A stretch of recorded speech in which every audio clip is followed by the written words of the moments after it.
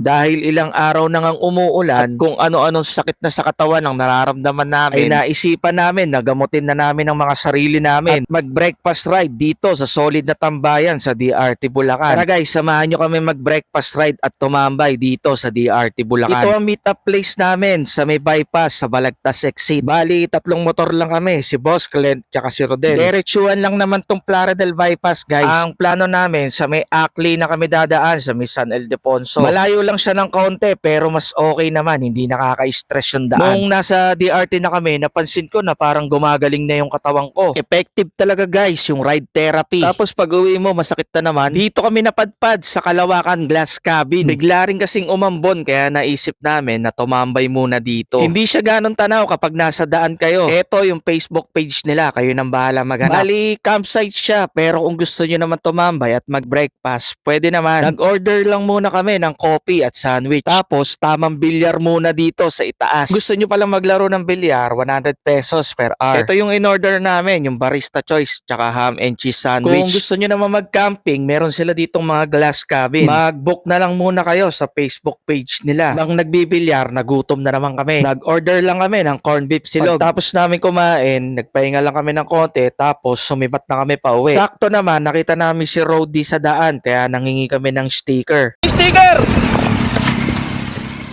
Naubos na. Ha? Wala na? Naubos. Picture na lang.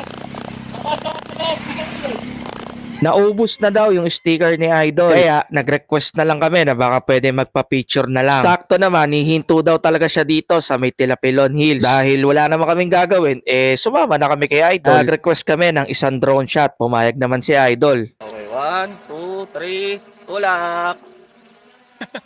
Nice.